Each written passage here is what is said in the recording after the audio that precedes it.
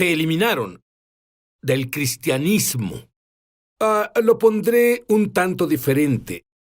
Son fiestas judías, pero no son solo judías, son fiestas bíblicas. Pero Dios dice en Levítico, Él las llama mis fiestas. Así que son fiestas de Dios. ¿Y por qué las fiestas judías, bíblicas y de Dios se eliminaron del cristianismo? Es una pregunta para reflexionar. Y solo hay una persona que se beneficia porque éstas se eliminen. Sí, como lo vas a descubrir claramente, muestran lo que pasará en los tiempos finales, en código misterioso, tal como las primeras fiestas, que son fiestas de Dios, muestran la primera venida de Jesús. Las últimas fiestas muestran el regreso de Jesús.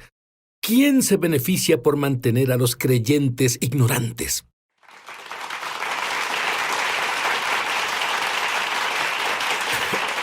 Tengo a Perry Stone aquí. Y, Perry, la última vez que lo entrevisté, él trajo a alguien con él, su padre, que ahora está en el cielo. Y su padre operó en los 9 dones del Espíritu. Y le pregunté a Perry la última vez que hablé con él, tu padre tuvo una palabra profética antes de morir. Y tú contestaste. Dijo que el Señor le habló, y esto fue como un mes antes de morir, que en los últimos días, al acercarnos al final del tiempo, los creyentes iban a estar bajo mucho estrés, mucha tentación satánica. Y dijo que algunas de estas tentaciones nunca las han enfrentado, aún para personas devotas. Dijo que algunos serán tentaciones sexuales, hacer cosas que jamás pensaron hacer. Él dijo que solo, y estaba llorando cuando me dijo esto, él dijo, por favor, diles que el Señor dijo que tienen que orar excesivamente en el Espíritu Santo. Tienen que orar en lenguas del Espíritu, y cuando estén bajo la tentación, no traten de luchar solo al reprenderla en su lengua natural. Luchen orando fuertemente en el Espíritu de Dios para que la mente se renueve. Esa fue una de las últimas cosas que compartió conmigo. Yo tengo que decirte, Perry, yo siento que no quiero salir al mundo a menos que haya orado por lo menos 1 hora en lenguas. Y he hecho esto ya por algunos años. Y he animado a todos los demás, pero no conocía esa palabra profética. Muy bien, Perry ha pasado 80,000, escúchenme, 80,000 horas estudiando la palabra de Dios. Perry es uno de los pioneros de lo que se conoce como movimiento de raíces judías. Perry viene de... son 3 generaciones, 4 generaciones de personas en el ministerio. Él tiene algo que tú debes entender.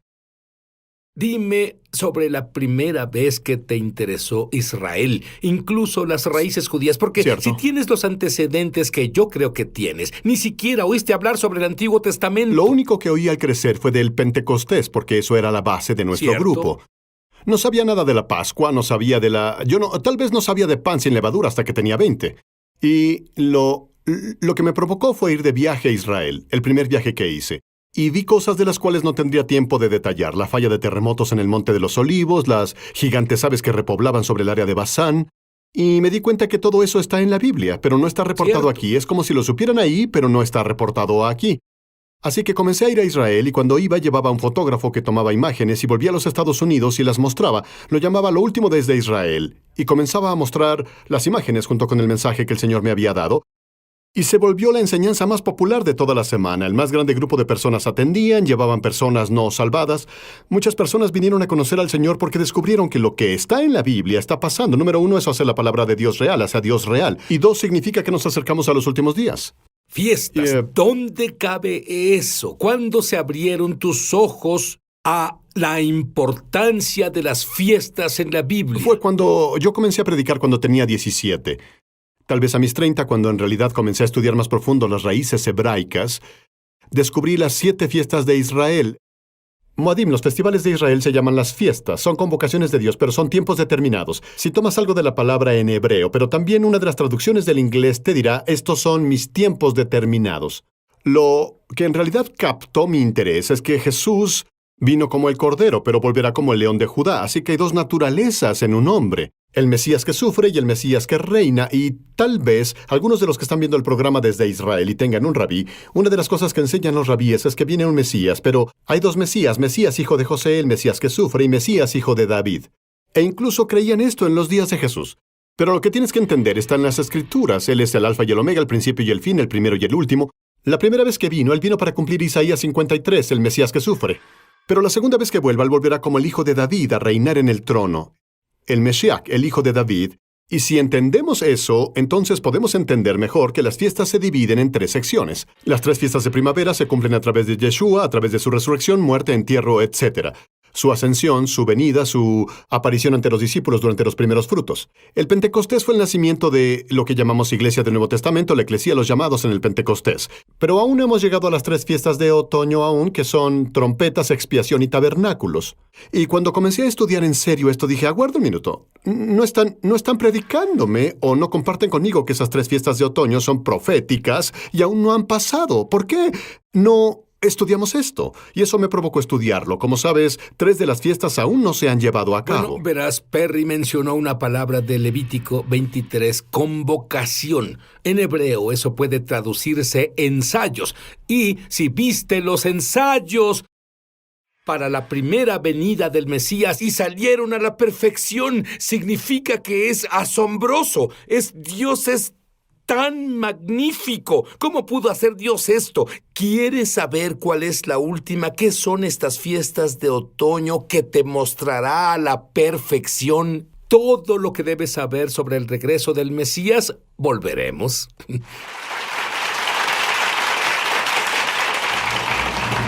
Ya volvemos a Es Sobrenatural. Muchos televidentes han dado testimonio de milagros, señales y maravillas, y también de sanaciones como resultado de ver Es Sobrenatural. Mientras veía un programa reciente, Sid estaba enseñando sobre el bautismo del Espíritu Santo. Seguí cada instrucción que él dio y luego dijo, ahora habla. Y cuando hablé recibí el don de hablar en lenguas. Gracias, Sid, por hacer que sea tan fácil. Ahora estoy orando en el Espíritu por 1 hora al día como dijiste que debíamos hacer. ¿Qué diferencia hace eso? Descubrí que tenía un tumor de 18 centímetros en el ovario y tenía que pasar por cirugía. El doctor me dijo que no podían descartar que tuviera cáncer. Comencé a escuchar tu CD de Ríos de Sanidad todas las mañanas y todas las noches proclamando el poder sanador de Dios. ¿Y quién diría? Cuando me hicieron la cirugía, el doctor dijo que no tenía cáncer. Sabía que estaba sana del todo. Si tú has sido tocado de alguna forma viendo Es Sobrenatural, compártenos tu testimonio en www.esobrenatural.com. Estamos de regreso a su programa Es Sobrenatural. Hola, Sid Roth aquí con Perry Stone. Y Perry, muchos cristianos dicen, no sé sobre estudiar esas fiestas porque mi Biblia dice que ya no estoy bajo la ley. ¿Qué les dirías a ellos? Sí, bueno, hablamos de esto antes, como en el Torah, 5 libros de Moisés. Tienes lo que se llama la ley de Dios, ley ceremonial, de sacrificio y moral. La ley de sacrificio, donde los sacrificios, las ovejas, los toros, los carneros, las palomas, que Cristo cumplió esa ley. Él se volvió el sacrificio final, así que no hay más sacrificios de animales. Y de eso habla el Nuevo Testamento. Y cuando hablamos sobre la ley de Dios, cuando se trata de, digamos, la ley moral, es el carácter de Dios. Es que quiere Dios que viva su pueblo. Y tienes estas leyes en el Torah, que por cierto también están en el Nuevo Testamento. Puedo mostrarte en el Nuevo Testamento. No matarás, honrarás a tu padre y madre, no cometerás adulterio ni fornicación. Estas escrituras que llamamos los mandamientos están ahí. Pero hay una clave. En el Nuevo Pacto operan en amor. Significa que Dios te dice, si tú amas a tu prójimo como a ti mismo, no robarás, no cometerás adulterio, no codiciarás. Si amas a Dios con todo tu corazón, vas a obedecer estos mandamientos de adorar a Dios, manteniendo el Sabbat para adorarlo y así, sin tomar su nombre en vano. Y el hecho está en el Nuevo Pacto. El único cambio que hay es que operamos desde el amor. Significa que si amas a las personas, si amas a Dios, seguiremos su palabra. Será una cosa automática porque Él cambió nuestro corazón para seguir sus mandamientos y su palabra. Has encontrado maravillosas perlas en el único libro. Óyeme, la única Biblia que la primera iglesia tenía es lo que llamamos el Antiguo Testamento. Y de esa Biblia ellos funcionaban en realidad muy bien. Pero hablamos de las lunas ensangrentadas y esto nos da conocimiento del tiempo de lo que le pasa al planeta Tierra. Bueno, varios años atrás, de hecho fue en los 90, comencé a estudiar el verso, que es muy complicado, en el sentido de cómo lo interpretas. El sol se convertirá en tinieblas y la luna en sangre antes de que venga el gran y terrible día del Señor. En los 60, cuando fue el aterrizaje lunar, una mujer de la iglesia de mi papá dijo, esa es la profecía, se cumple, los rusos irán a la luna, los americanos van a ir a la luna, se van a matar entre ellos y será... No sé si has escuchado esa teoría. Pensé, vamos, ¿cómo se matarán entre ellos? Cuando ondeas una espada tienes que ondearla. Serían tan lentos que el otro podría esquivarla. Si tú lanzas una bomba, por favor, solo seguía pensando, esto no tiene sentido. ¿Y qué hice? Lo estudié desde una perspectiva rabínica. Y en la perspectiva rabínica, el eclipse lunar y eclipse solar, un eclipse solar es cuando la luna se ve naranja o se ve sangre, son señales. Por ejemplo, un eclipse lunar, esto es algo que debes entender, no solo lo estamos inventando.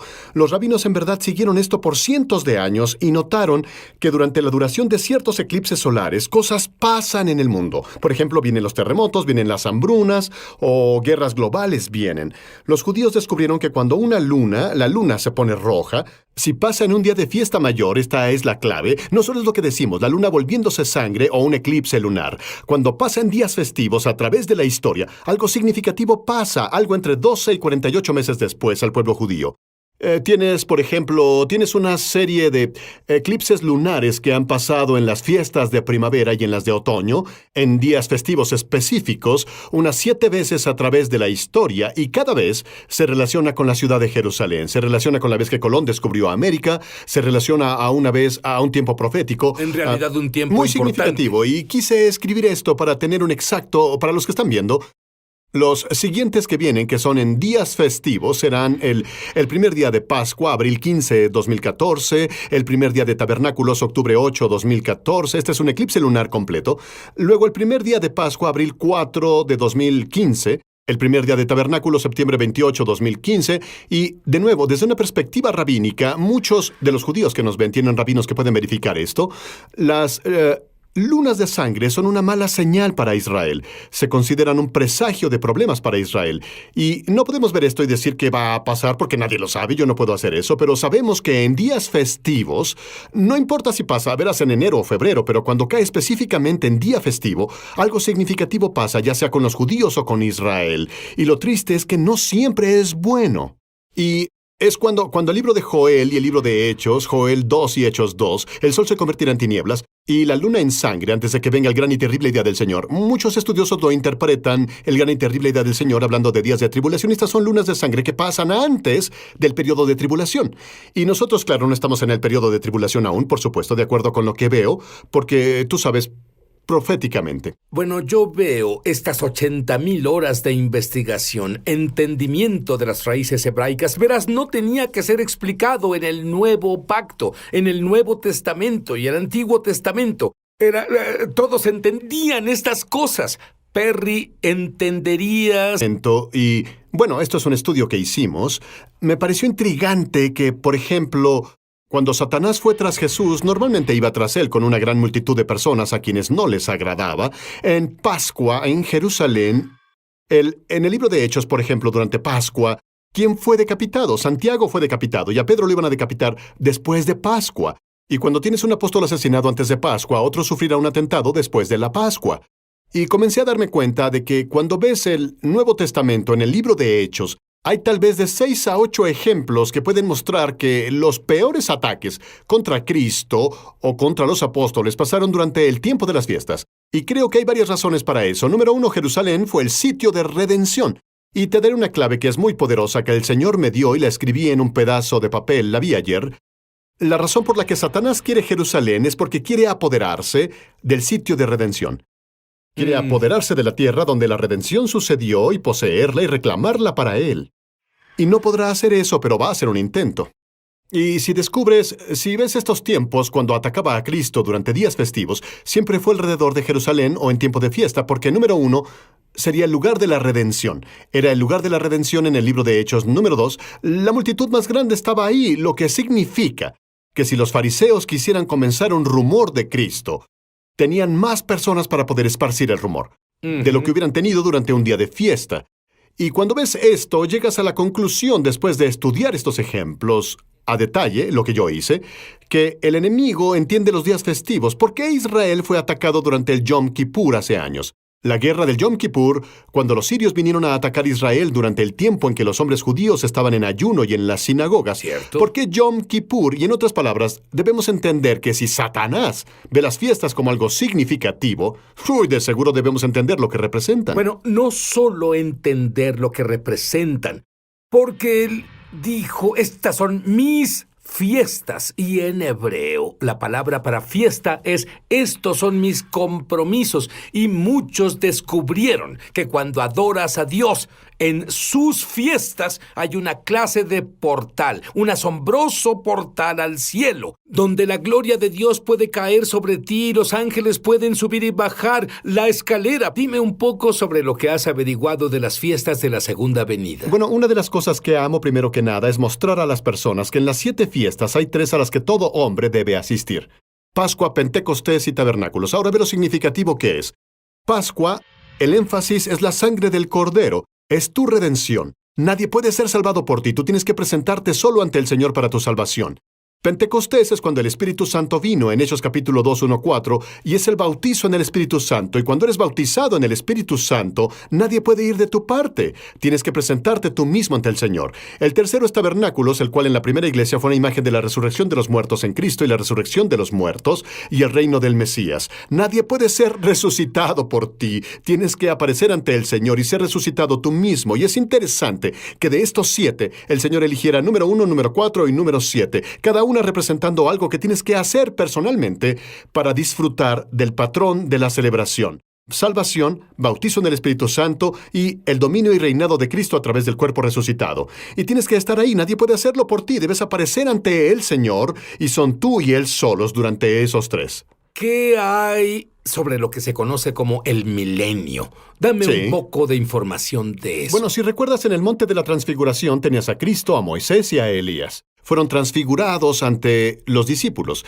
Pedro estaba emocionado con esto. Esto parece suceder durante la fiesta de tabernáculos porque Pedro dice, construyamos 3 tabernáculos, pero en realidad son 3 enramadas. Y sabemos que tabernáculos es cuando los judíos construyeron una enramada de diferentes hojas y cosas, y ellos vivieron afuera. Y es por lo que Pedro les dijo, construyamos 3 tabernáculos o enramadas. Esa transfiguración es una imagen del reino que vendrá en el futuro. Y en el reino milenario, lo que pasa es esto. ¿Sabes que Tabernáculos es la fiesta en la que los judíos y gentiles se unen? Aún en Israel es una enorme celebración. Celebran juntos, casi como una familia. Y así, este es el patrón. Jesús es crucificado en Pascua, en la tumba el pan sin levadura se ve vivo por sus discípulos en los primeros frutos. Luego la iglesia nace en Pentecostés y seguimos, si puedo decirlo, aún vivimos proféticamente en Pentecostés. Vivimos en la era de la iglesia. Vivimos en la dispensación del Espíritu Santo ahora. Pero nos acercamos a las trompetas. Trompetas es una imagen de la arrebatamiento, la reunión de todos los santos, la resurrección de los muertos en Cristo.